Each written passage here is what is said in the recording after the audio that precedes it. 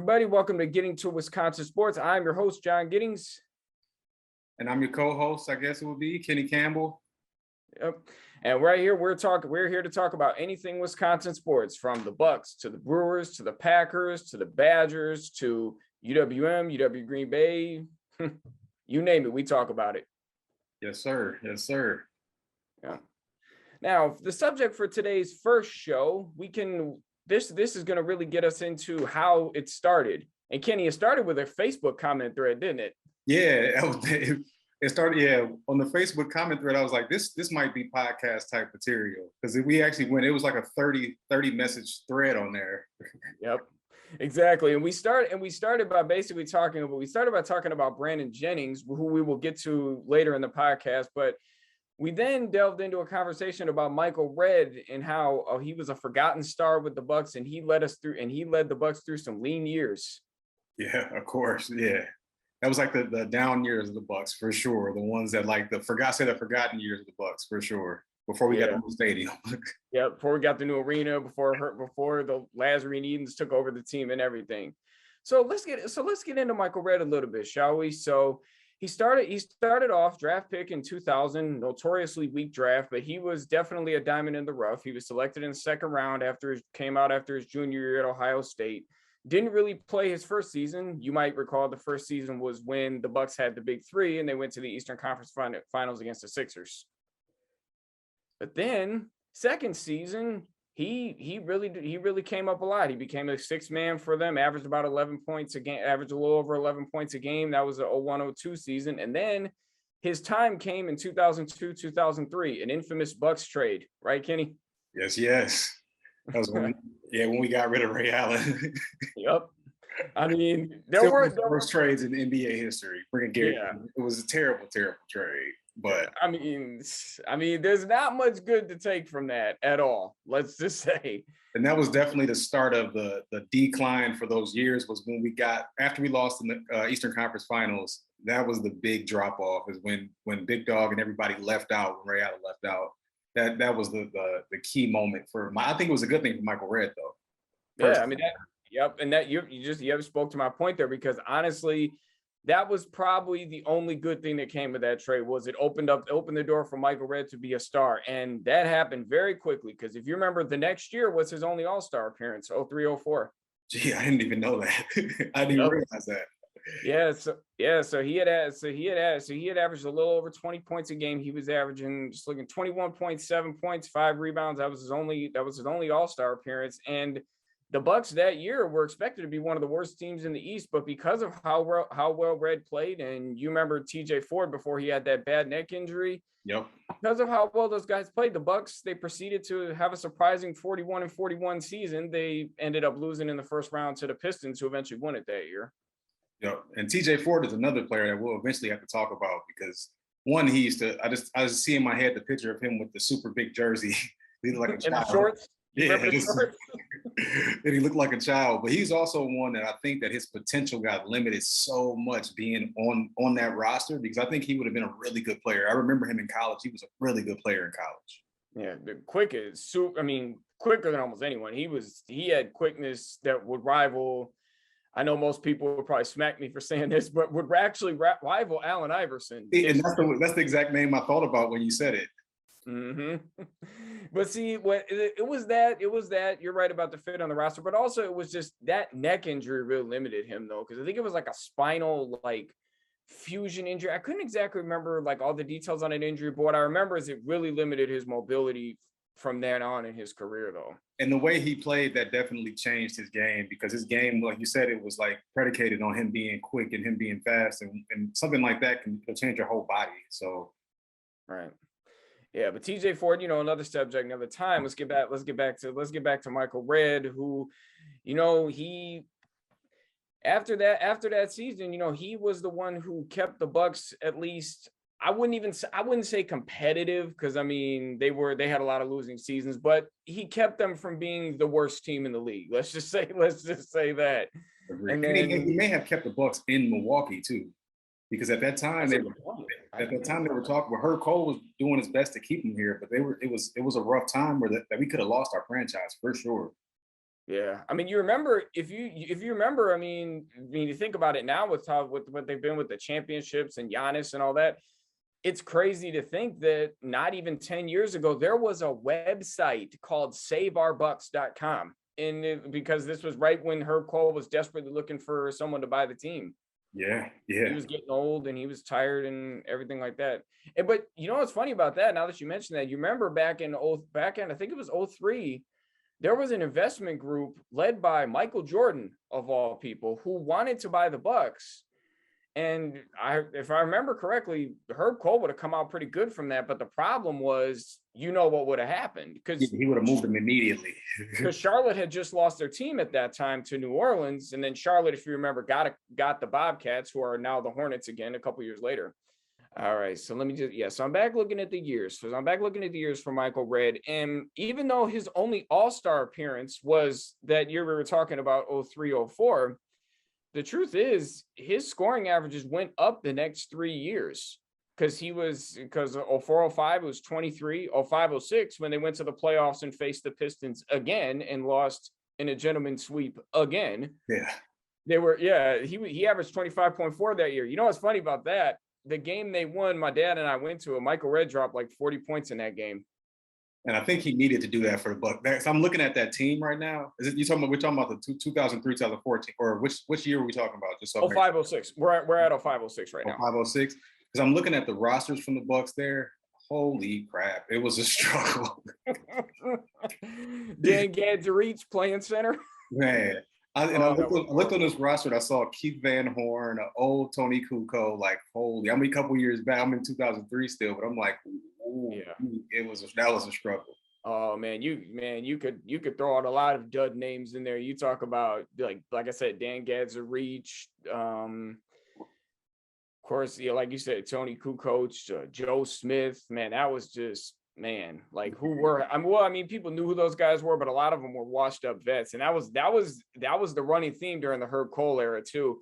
Yep. It was always just mediocrity at best, with no plan in place to build a team. It was always just throw too much money at washed up vets, or vets that really aren't that good in the first place, and try to scrabble a team together. And like I said before, if it weren't for Redd, they would have been the laughing stock of the league. And like you said, they might have actually left Milwaukee if it weren't for him. Yeah, he deserved a spot in that championship parade. Man, and I'm looking at it like from this same roster. I'm looking here, like, I forgot that Mo Williams was on this roster. That's the only other, and Andrew Bogut. That's his rookie year. I believe his rookie year. But and I would say Andrew Bogut is one of the players that here's another one that the injuries just destroyed him. Oh man, tell me about it. You know, that'll get us to a later segment too, when we talk about a period of time when the Bucks looked like they might have actually been building a team, but just fate had it, because as you know, Michael Redd's career eventually succumbed to injuries. And the worst thing is, those two guys started having those injury problems right around the time the Bucks looked like they finally had a plan. You know, they were a great defensive team. Scott Skiles came in as coach. And, a lot of people would look back and say, Scott Skiles, he was a bad coach, but he really wasn't. He wasn't. I don't think he was either. He coached a little bit different than most coaches. His emphasis was a lot different than the other coaches at that time, but he was kind of working with what he had. But like you said, like the Bucks defense was one of the better defensive teams in the league back then, from what I remember. I don't know if they were stat-wise, but just from the eye test, that's what I feel like I remember that. Yeah. Oh, man, but some of those years, but you remember those years when Michael Redd was the star, like literally people went to Bucks games, including people in Milwaukee. Trust me, we lived here. We knew all about it. They would go to the games not to see the Bucks play. They would get certain tickets to go to Cavs games to see LeBron, to go to Lakers games to see Kobe, to go to Spurs games to see just that team. I mean, you say Tim Duncan, but really that team. Yeah. The Suns, because everybody loved the Suns at that time with Steve Nash and Amari Stoudemire. Everybody loved that team. That was Nash's MVP year time around when he was starting to come up. Yep. Yeah, I mean, Kobe should have gotten MVP one of those years. Agree. Another discussion, another time. I saw a hilarious comment about Kyrie Irving with that. He was at Steve Nash's house, and Steve Nash had the trophies up, and he said, this was like recently. I want to look up the time. It was within the last year I saw it pop up. but he told Steve Nash to his face, like, "Oh, you took that one from Kobe. that Kobe deserved that one." I was like, I love Kyrie even more now because of that. Yeah, hey, you gotta, hey man, somebody's got to tell you like it is. You know how it goes. Yeah. Man. But honestly, so here's a good question I have. Now that we're talking about Michael Redd, who do you think was a better player, Michael Redd or Chris Middleton? Ooh, that is a good question. I would honestly say Michael Redd probably. And just because with Chris Middleton, he doesn't have a lot of pressure on. He always has another option he can go to, so he doesn't have to be the guy.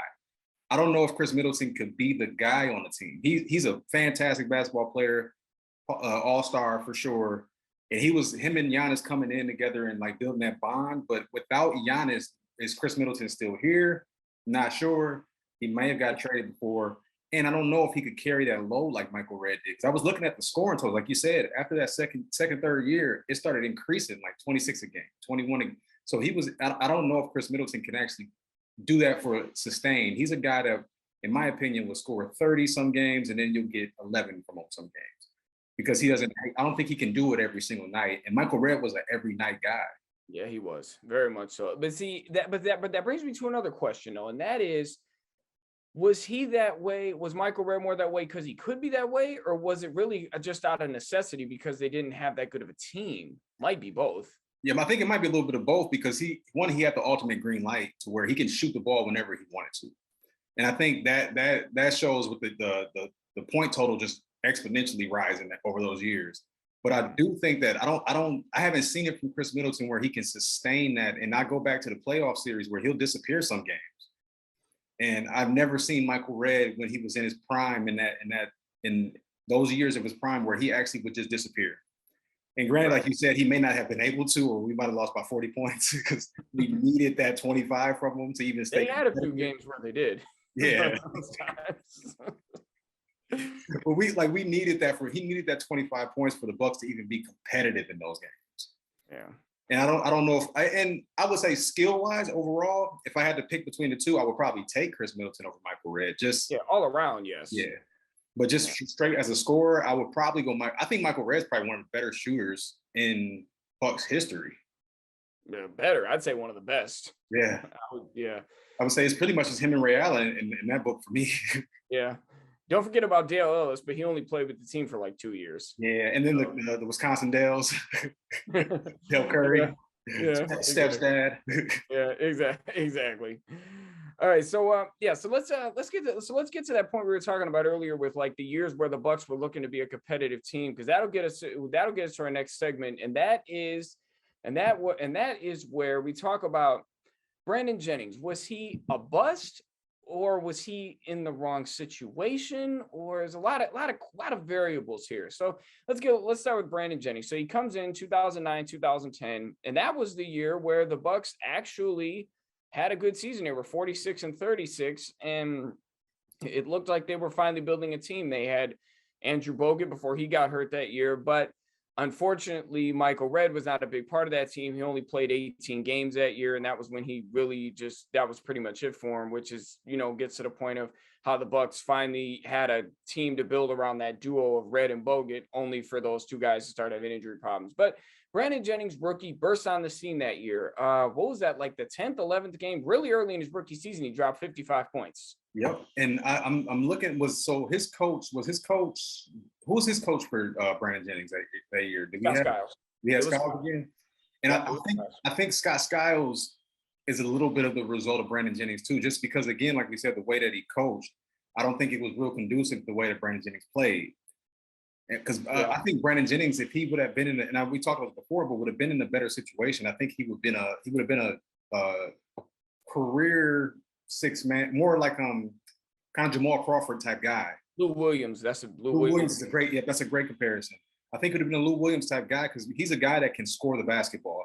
That's pretty much all he could do at the time, but he can put the ball in the hoop. And I think that he was underserved kind of by the franchise by putting so much pressure on him and having him have to do so much early without any experience. He didn't go to college. So I think that not having that college playing time and that like structure of college, it kind of messed him up on the back end of the NBA.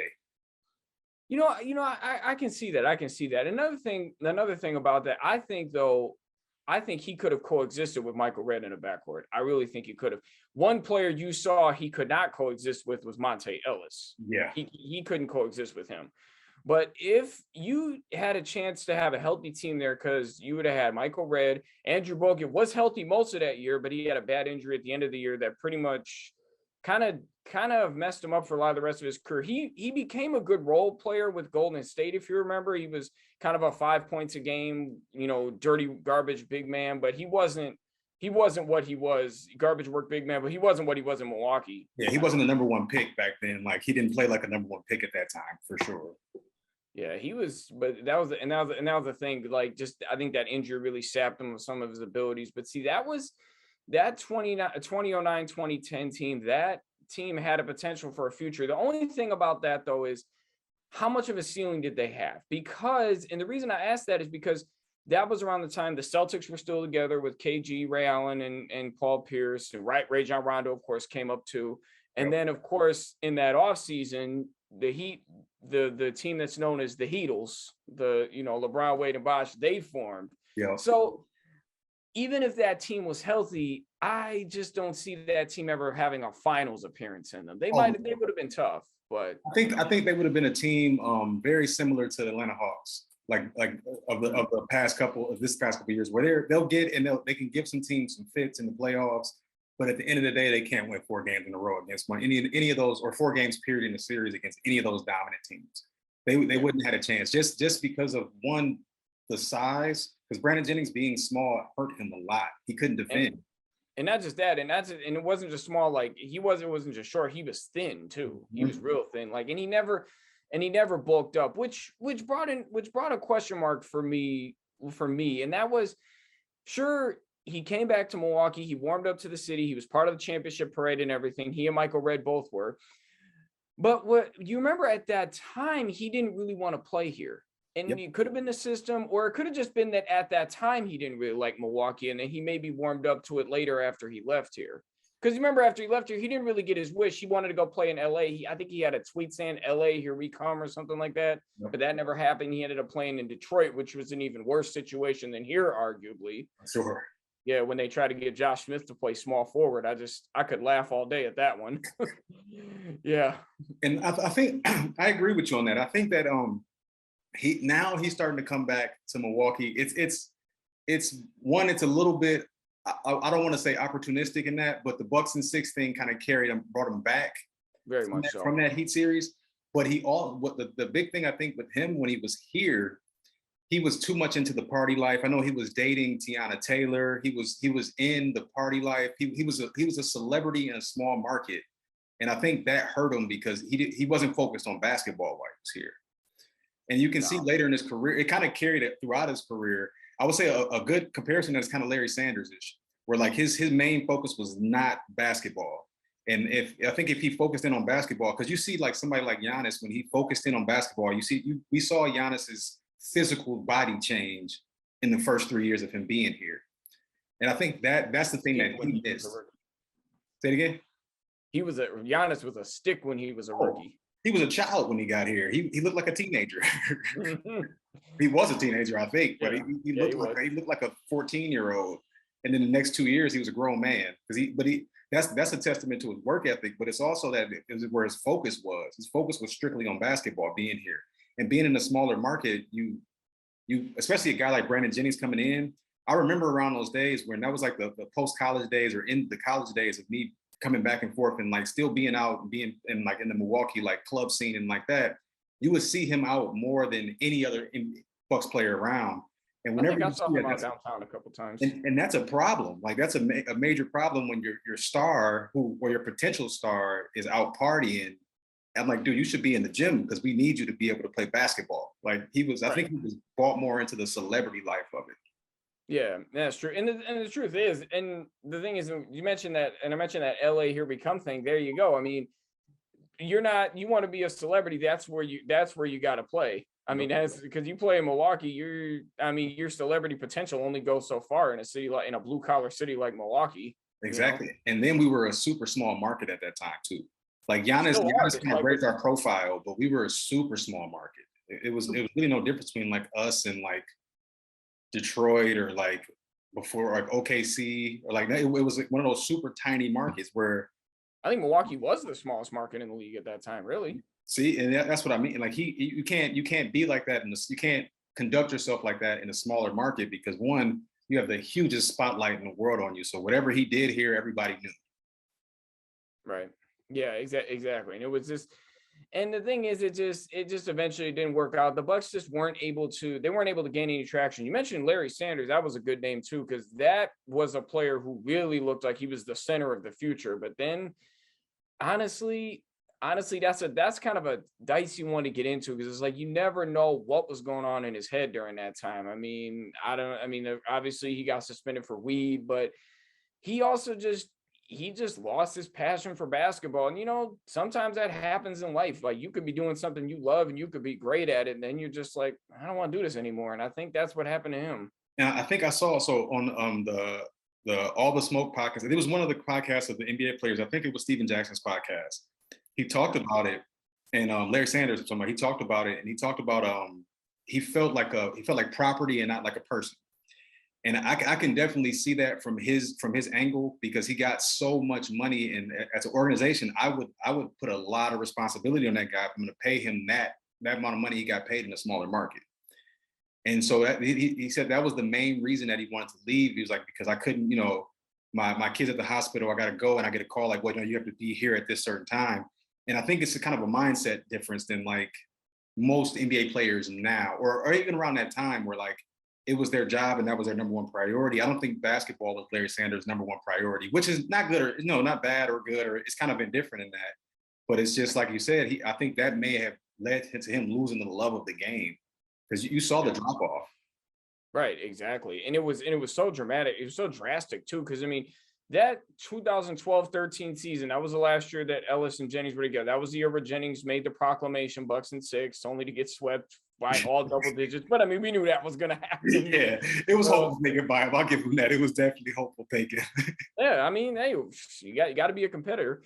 But you think like because that team though, because you had those two who didn't fit really together, but they still put up numbers, but they just didn't fit in the backcourt together. But Larry Sanders, that was his breakout year. He averaged like 9 point some. It was like 9 and 9, something like that. He also had like a couple blocks in there. I'm actually going to those stats right now.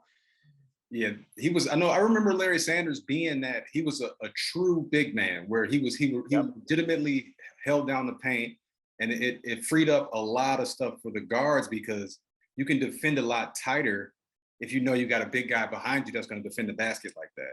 Yep, 9.8 points, 9.5 boards, 2.8 blocks. That's huge. That's huge. Yeah, that is huge.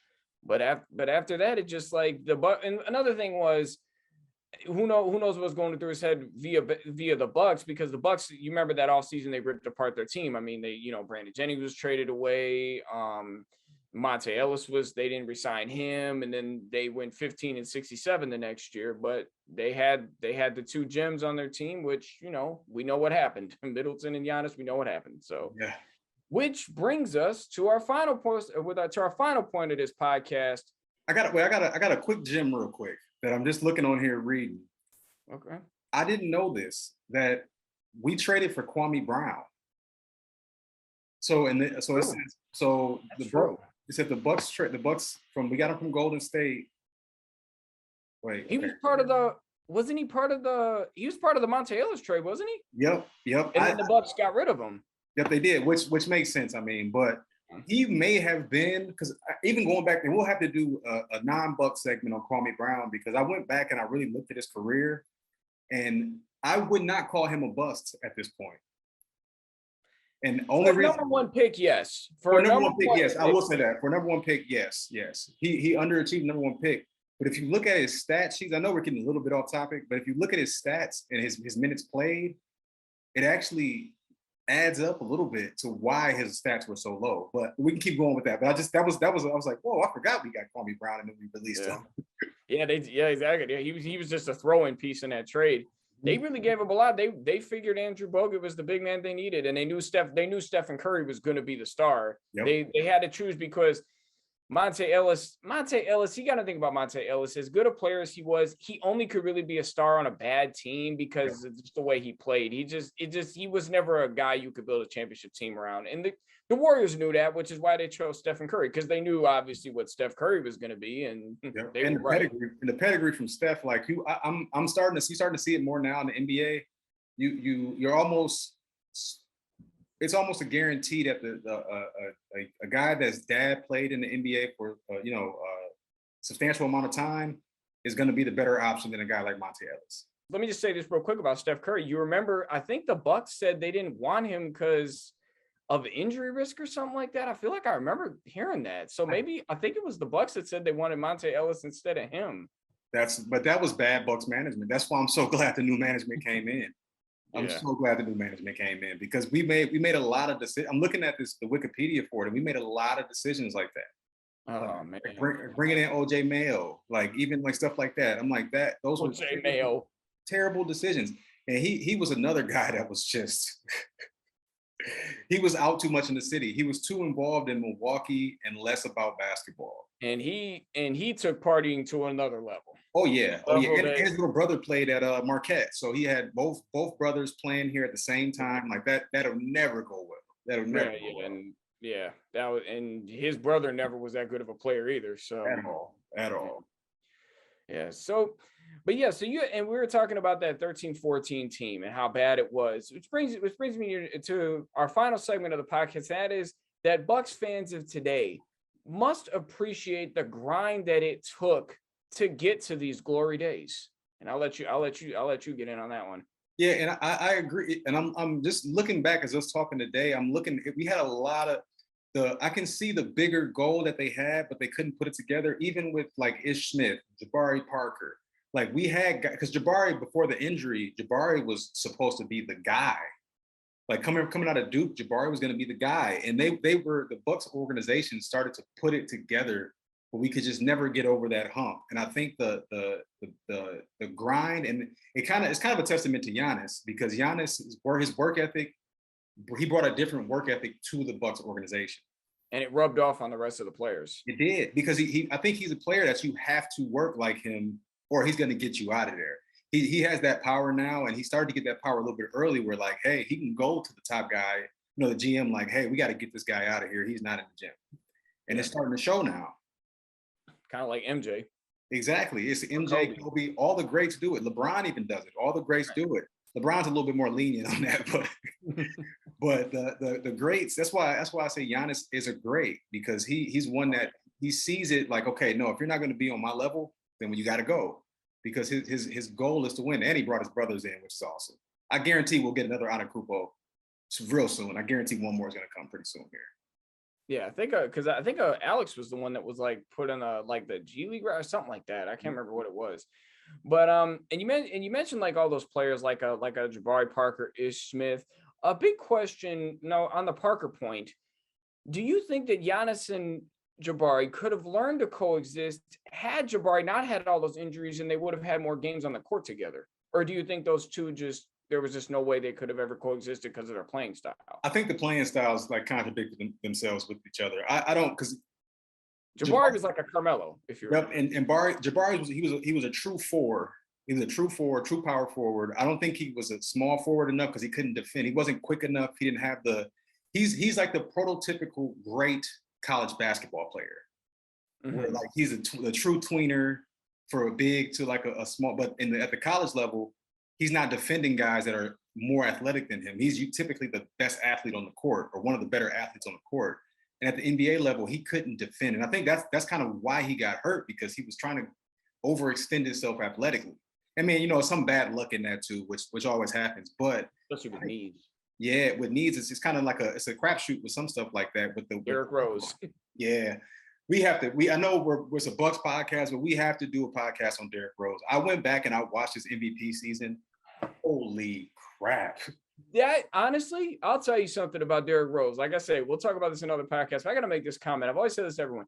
He was the best young phenom I had seen in the NBA since LeBron James. I agree. Yes, he was insane, man. I've never seen anyone that explosive, athletic. Like I guarantee he would have been a hell of a football player If he didn't play in high school, he would have been a hell of a football player. Yeah, he would have been receiver. Oh yeah, man. oh yeah. That's Randy Moss TO 2.0 right there. Insane, and just his attitude to where he was just dunking on guys with no hesitation, like just no fear at all. Right, and you know what's funny about him? He wasn't even much of a trash talker either. He just he talked trash with the mean look he'd get on his face. Man, he was just intense, but he was a man of few words. I love that about him. And I know the Bucks were talking about, the Bucks were in the running on getting him for this next year. I don't know if it's still, I don't know what happened with that. I didn't see the full story. I heard about that too. If he would come to the Bucks, he would be a great 8 or 9 guy on the bench right now that can come in. Veteran leader. Oh yeah, and like the way that he carries himself and kind of the way he worked through everything, like I would love to see Derrick Rose with the Bucks. I would love it. I would too. Derrick Rose would now be a good bench addition. I agree. And he'd be a great guy for the playoffs. Yeah, he would. Absolutely. So another question about those years, though, was Jason Kidd the wrong coach? Was he not a good coach for that team? Giannis credits him for making him the player he is. He credits Kidd a lot for it. I actually like Jason Kidd as a coach. I know a lot of people don't, and I think he kind of gets a bad rap because of the DUIs and kind of the off the court stuff that he got into as a coach. But I do think that, like you said, like he was crucial in building Giannis from the get-go. And I remember him putting the ball in Giannis' hands really early. That's what made Giannis so much of an all-around player, such a good passer, even though he never could play point guard. That was never going to work. Yeah, no. But like you said, it really made him but putting the ball in his hands made him a more versatile player. And it built confidence in him. Like the confidence level for Giannis took off when his confidence level shot up, when he realized, okay, I can be the guy on this team and the guy in this league. And that's when he started to grow so fast. And I think you got to attribute a lot of that to Jason Kidd about kind of giving him the keys. Because, Jason Kidd could have tried to pull him back a little bit, but Jason Kidd said, just go. And that early development was crucial for him. Yep. But they just couldn't quite, under Kidd and just the groups of players they had, they just couldn't quite gel to the point to where they could really be a true contender. They were a good team. They were a tough out. Obviously those 2 playoff series against the Raptors and the Celtics, they were tough, but they just couldn't get over that hump until they brought in that system with Budenholzer, with the running, with the barrage of threes, the more efficient ball movement, the defense, and bringing in Brook Lopez was such an unsung addition. Oh my goodness, yeah. Yeah. And then even that time I was opposed to that when they signed him. I was like, why are they getting Brook Lopez? They're a running team. Why are they getting this?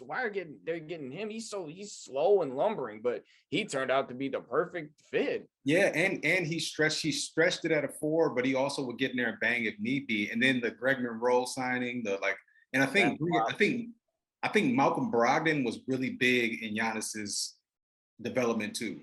Oh, explain that one. I didn't even think about that. Malcolm Brogdon, so Giannis never really played. I know he had Chris with him when he came in, but Malcolm Brogdon solidified and put stability at the guard position. Very much so. To where he's a great decision maker, great player. Malcolm Brogdon's one of my favorite players. And how he carries himself off the court is amazing too. He's a solid dude. But before Drew Holiday and these guys, we never had that guard, true point guard that can hold it down and wasn't looking to score.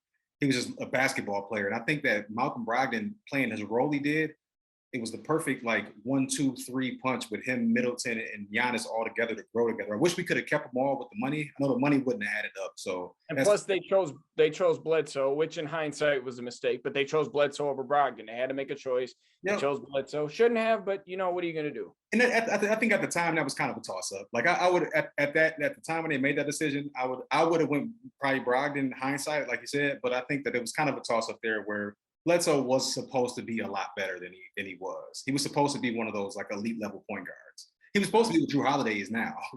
Yeah, exactly. All right, so now we got about 30 seconds left. So I got one quick thing I want to run through. We can do this. Thon Maker was supposed to be what Brook Lopez was signed and became, but it just never happened. And I'm going to say I agree. I remember when they signed Thon Maker, and I think the big thing with him is he was a lot older than he said he was. And I think his development when you get to that 24, 25 range and you think you're 20 years old, it's very, very hard to develop.